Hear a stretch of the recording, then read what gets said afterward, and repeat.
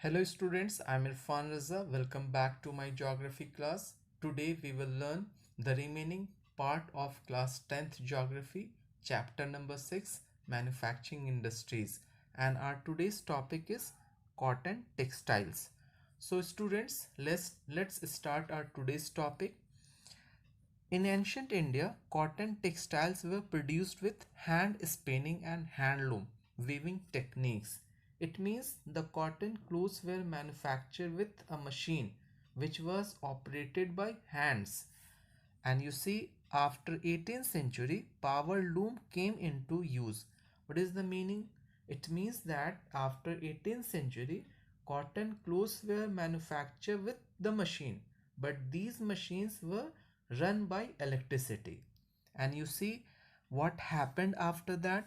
Our traditional industries suffered a setback during the colonial period. It means that colonial period means the time of British rule.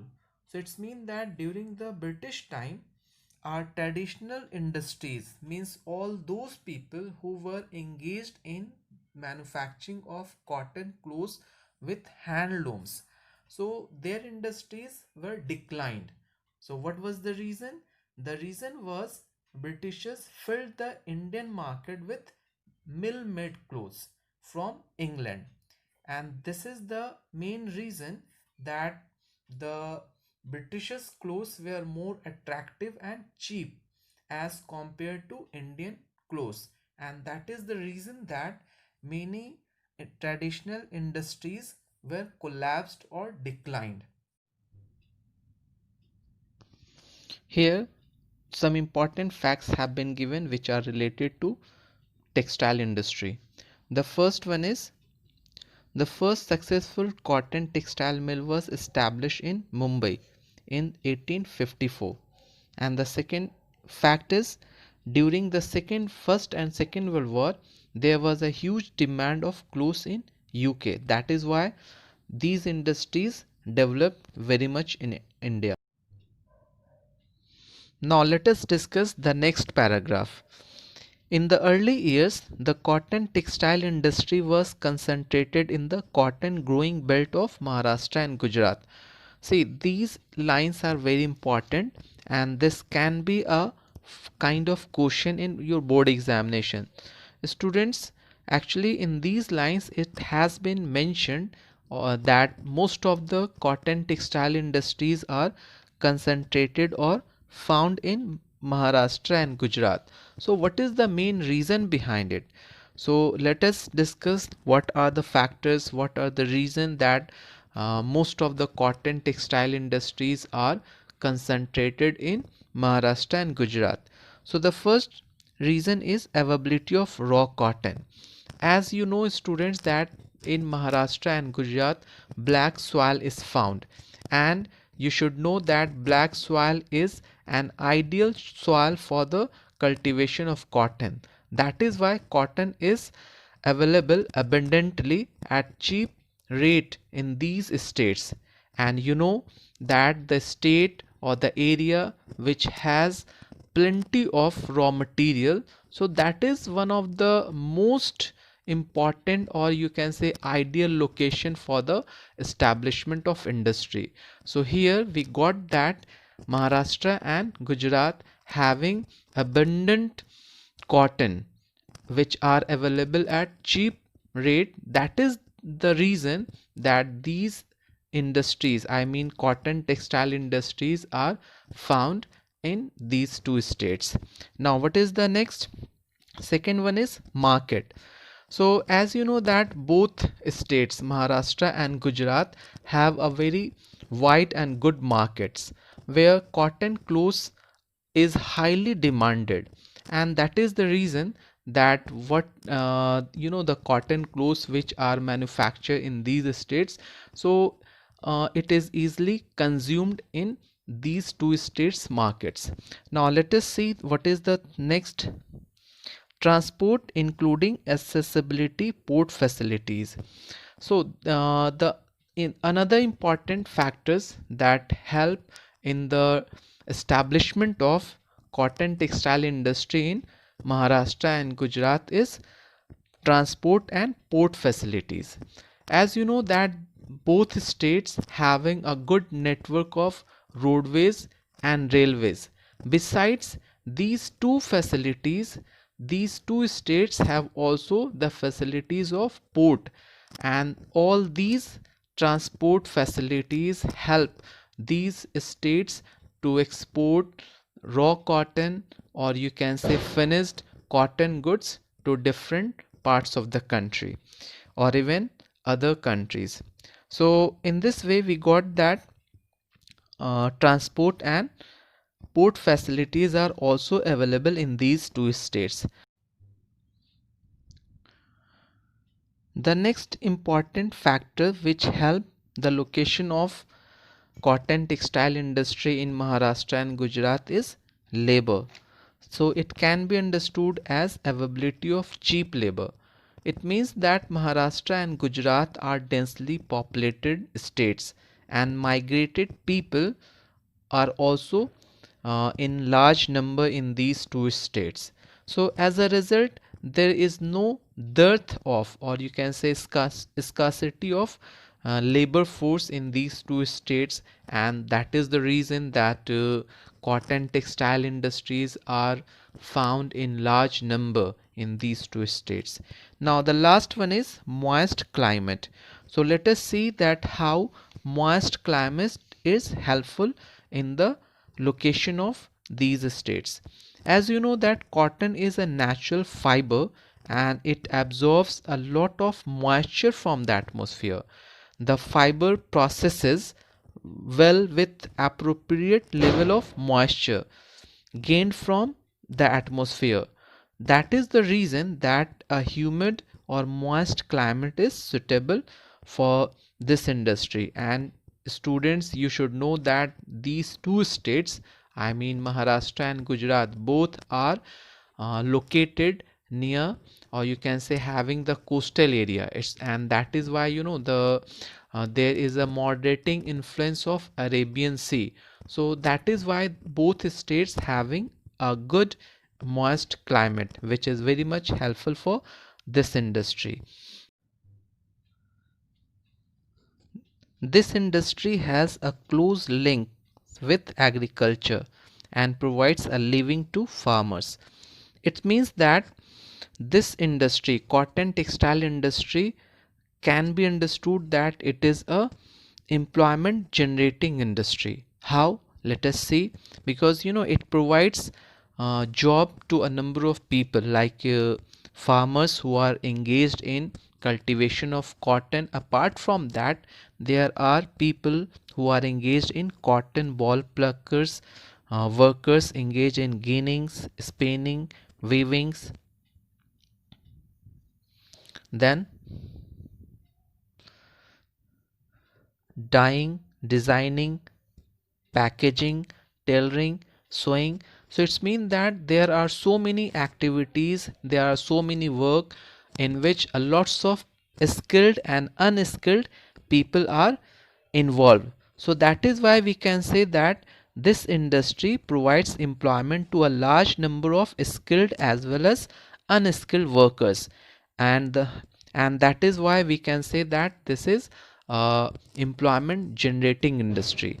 The another important thing you see that this industry, by creating demand, supports many other industries such as chemical, dyes, packaging materials, and engineering works. It's mean that we can say that cotton textile is a demand creative industry. It means that it supports many other industries such as chemical, dyes, mill stores, packaging materials, and engineering works. So in this way we find that cotton textile industry is providing employment as well as it is supporting other industries. Now let us discuss the next paragraph. While spinning continues to be centralized in Maharashtra, Gujarat, and Tamil Nadu, it means that the process of converting fiber into thread or yarn is mainly done in Maharashtra, Gujarat and Tamil Nadu, while weaving means the process of converting thread into fabric or clothes is mainly a decentralized activities, means it is not confined to a particular state, like we have just discussed that spinning is mainly confined or is done in Maharashtra, Gujarat and Tamil Nadu. But this is not the same case with weaving. Weaving is decentralized. It's mean that there are in different parts of country, in different state, the work of manufacturing fiber is done. So that is the reason that cotton, silk, zari, embroidery, these are the different designs which are mainly done on cotton, or you can say cotton textile. But here you should know that spinning and weaving, there are a large difference between these two. It is said that India has a world class production in spinning, but weaving supplies low quality of fabric. It means that we have discussed that Maharashtra, Gujarat and Tamil Nadu, these states are mainly busy in, or you can say in the work of spinning, but weaving is done in different state, and that is the reason that the quality of fabric is not good, because the workers generally use low quality of thread. That is why there is a poles apart difference between weaving and spinning. And mainly weaving is done by three different methods, like handloom, power loom and mills. We have already discussed the meaning of handloom. It means that when workers manufacture the fabric with the help of machine, but these machines are run, you can say, operated by hands. While power loom means fabrics are manufactured with the help of machine, and these machines are mainly run by electricity. And mills, there are large, you can say, cotton textile industry or mill, where these fabrics are manufactured on a large scale. Now let us discuss the next paragraph. Here we see India exports yarn to Japan. Other importers of cotton goods from India are USA, UK, Russia, France, East European countries, Nepal, Singapore, Sri Lanka and African countries. So in nutshell, we can understand that Indian yarn or fabric, or you can say the thread, are very highly demanded in different countries, and that is why Indian yarn or threads are exported to these countries. Our last topic is challenges faced by cotton textile industries, or what are the problems faced by cotton textile industry. So we see the first problem is power supply is erratic. It means that these industries do not get a regular power supply, and that is the main reason that it affects its production. The second one is machinery needs to be upgraded. It means that all the machines which are used in mills or cotton textile industries, so these are old and outdated machines. So this is the another problem faced by this industry. The other problem is, or other challenges are, low output of labor. As we have already discussed that power is erratic, it's mean electricity is not regular. Second, we have discussed that machineries are old and outdated, so the direct impact is led on the production, and that is why the production is low. And the last problem, or you can say challenge, is stiff competition with synthetic fiber industry. It's mean that there are some industries which are also using artificial fibers in order to produce clothes, and that is the reason that these industries are giving a stiff competition, a very tough competition to cotton textile industry. So in this way we have completed cotton textile industries. Our next topic is jute textiles. So here we see India is the largest producer of raw jute and jute goods, and stands at second place as an exporter after Bangladesh. It means it is quite obvious, it is quite clear that Bangladesh is the largest producer of raw jute as well as jute goods. After that, India positions second. Now here we see that most of mills are located in West Bengal, mainly along the bank of Hooghly River. So this is an important statement that we will discuss, that what is the reason that most of the jute industries are located in West Bengal and especially at the bank of Hooghly River. But before that, let us discuss this important fact.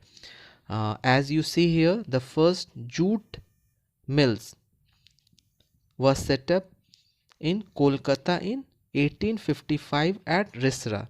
So this is an important statement. I think students should learn this. This could be a 1 mark question in your board exam.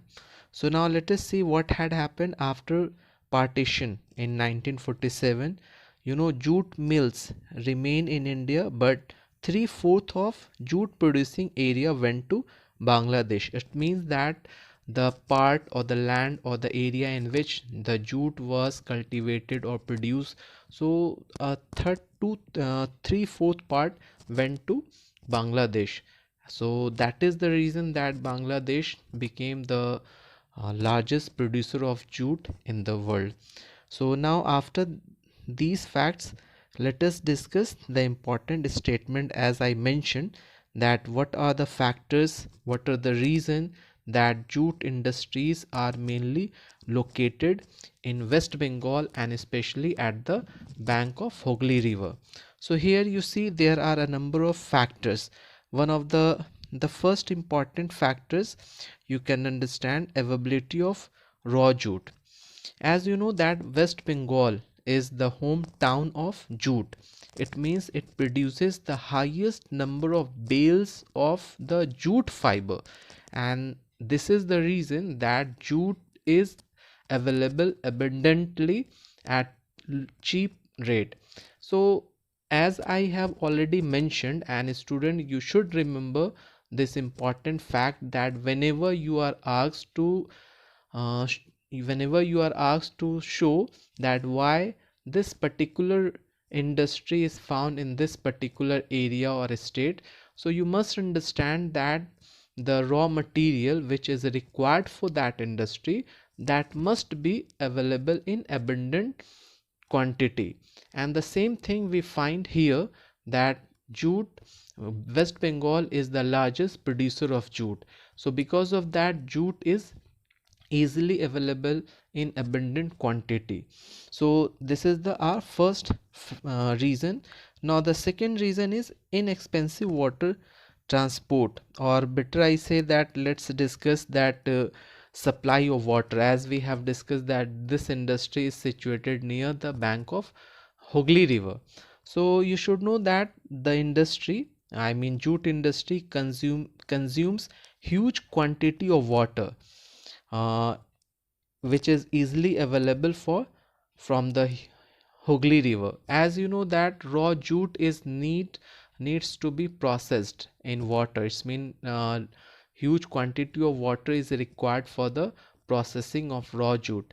That is why this industry, as situated or located near the Hooghly River, that is why the water is easily available. The third point, you may say that cheap labor. Actually, West Bengal and adjoining states like Bihar, Orissa, so all these states and even Assam, so all these states are densely populated, and that is why cheap labors are easily available for this industry. And the next one is, you can say, transport. So once again you see that West Bengal is a state that has good network of roadways, railways, as well as waterways. It's mean that port facilities are also available. You should know that West Bengal having the port like Kolkata port and Haldia port. So uh, all these factors help jute industry in the transportation of raw jute as well as jute products, or you can say the jute goods, to different part of the country and even different other countries. So in this way we got that all these factors are helpful in the location of jute industry in. The next important topic of this jute industry is challenges faced by jute industry. So mainly students, you should know that there are two big challenges which are faced by this industry. The first one is synthetic substitutes. It's mean that the invention of synthetic as a substitute for the jute is giving a tough competition to jute industry. It means that synthetic fibers are used for manufacturing the daily use products. As you know that jute is also used for making daily use products. In the same manner, synthetic fibers are also used for manufacturing daily use products. So that is the reason that in the market the goods of jute products as well as goods of synthetic fiber are available.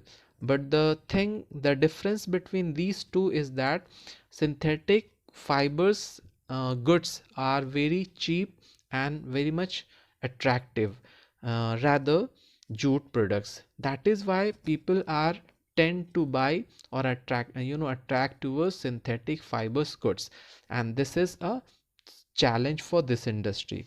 The another challenge, you can say, international competitors. So international competitors means there are some other countries like Bangladesh, Brazil, Philippines, Egypt, Thailand. So all these countries are also the largest producer of jute.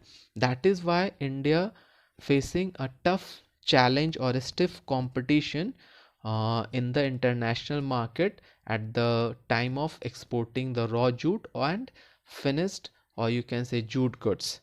So this was so these two are the big challenges for jute industries.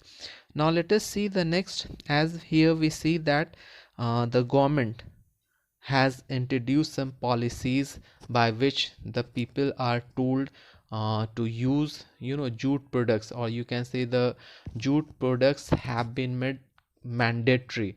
That is why it is, you can say, an initiative by the government to boost this country.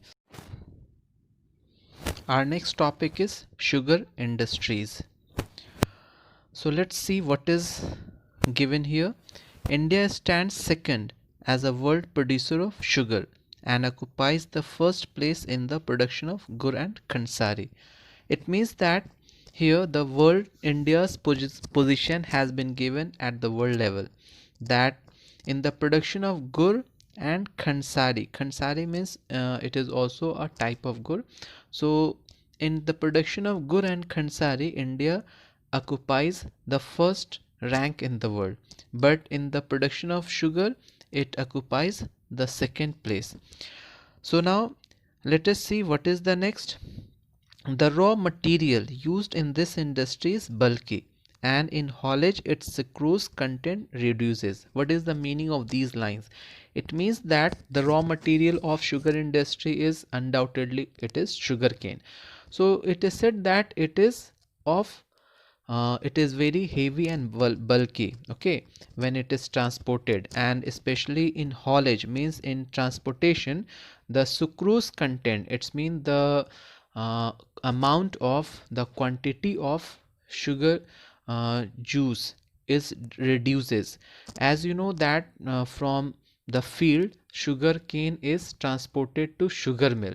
So in due course of time, there is a traffic jam, and there is a delay in reaching to the sugar mill. So that is why what happens, the quantity of sugar cane or sucrose decreases, which directly affects the low production of sugar. The next is the mills are located in UP, Bihar, Maharashtra, Karnataka, Tamil Nadu, Andhra Pradesh, Gujarat, Punjab, Haryana, and Madhya Pradesh. So, in nutshell, we see when we look at all these states, it means the name of these states. So, we find that sugar mill or sugar industries are located almost in every parts of country. So, after that, we see here that 60% sugar mills are located in UP and Bihar. So this is also an important statement which can be used as used or can be asked as objective question, that we find that 60% sugar mill are mainly found in UP and Bihar. This industry is seasonal in nature. See, this is an important line. Students, if you are asked this question, that why sugar industry is called seasonal in nature, it means that the crushing season of sugar industry is very short, especially during winter season. And you know, winter season mainly exists from December, or you can say December to February, and in due course of time, okay, the the manufacturing of sugar and gur is done. So that is why this industry is called seasonal in nature, and this industry is well suited, or you can say ideally suited to cooperative sector. What is cooperative sector? We have already learned in the same chapter that it is a sector in which a number of people work collectively. For example, the supplier of raw materials, workers, and investors, all these group of people work collectively, and what kind of profit or loss is obtained, so it is shared proportionately. It's mean that according to the contribution of people, the profit and loss is shared. So we find that sugar industry is well suited to cooperative sectors, and in South India cooperative sectors are uh, you can say in found in a large number. So in this way we have discussed this paragraph. Now let us see what is the next. It is said that in recent year there is a tendency for the mill to shift and concentrate in the southern and western states. Student, this is an important statement, and this can be a kind of question in your board exam, that you may be asked that what is the reason that most of the sugar industries are now shifting towards southern and western states, especially in Maharashtra. So here you have to give a number of reasons. The first reason or the first factor is juicy sugar cane. It means that sugar cane grown in southern and western India is more juicy and has more sucrose content. And you know that when sugar cane will have more sucrose content, it will be more juicy. So definitely it is a kind of indication that the industry will manufacture more quantity of sugar. The second point, the second reason you can suggest that is cooler climate. As you know that southern it's mean the states of southern India, or all those states which are lying at the western boundary of the country, so these are definitely very close to Arabian Sea, and that is the reason that the moderating influence of Arabian Sea helps or provides cooler climate to this industry, that ensures a longer crushing season. As I mentioned that this industry is seasonal in nature. It's mean in a very short span of time only the crushing season is done, or you can say crushing season is available, and in that period only the sugar or gur is manufactured. But in South India, the moderating influence of the sea, or you can say cooler climate, helps or provides a longer period of time for the crushing season, and in this way the sugar or gur is you can say manufactured.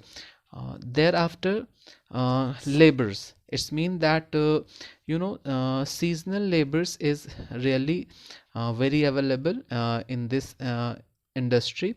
It's mean that all these states, I mean southern, the states of Maharashtra having dense population. Because of that, the labors are also easily available at cheap rate. So this is also one of the beneficial factor for uh, Maharashtra. The next one is cooperative sectors. I have already mentioned that cooperative sectors support this industry. So that sugar mill mainly found are located in South India, and in South India we have just discussed that a number of cooperative sectors are active. So that is why this industry is well suited, or you can say flourishing, in South India, especially in Maharashtra. So now, after discussing all these points, all these factors, we have got that for what are the reason, what are the factors by which uh, sugar industries are shifting towards Maharashtra or South India. Now let us discuss the next uh, topic, that is the last topic, that is challenges faced by this industries, I mean sugar industry. So there are mainly two big challenges that are being faced by this industry. The first one is old and inefficient methods of production. It's mean that still the laborers in the sugar mill or sugar industries are producing the sugar with the old you can say methods, and it's mean the machines are still old and outdated. That is the big, you can say, challenge for this industry. The second challenge is transport delay. As I have already mentioned that if there is a delay in reaching the sugar cane to the sugar mill, then definitely what will happen, the sucrose content will reduce. It's mean the you can say the juicy sugar cane will start to be start dried up, and in this way there will be very less, you can say, quantity of sugar cane or gur will be produced. And the last one is, you can say, maximum, the need to be maximize the use of baggies, you can say that it is the remains of sugar cane. It's mean when the sugar cane is crushed and the remains is left, so that must be also used in a proper ways. It's mean the baggies can be used as a fuel. So in this way that but we find that these baggies are not properly used, so this is also a kind of challenge. So in this way we have discussed, and one more points that we left, that is seasonal nature. As I have already mentioned that this industry is seasonal in nature. It's mean that it has very short span of time for the crushing season. So all these factors, all these are the problems which are related to sugar industry. So students, in this way we have completed sugar industry, or in another word I can say that we have completed all types of agro based industries which are the part of your syllabus. Now after that, our next topic is mineral based industries, that we will discuss in our next class. So thank you for watching my video.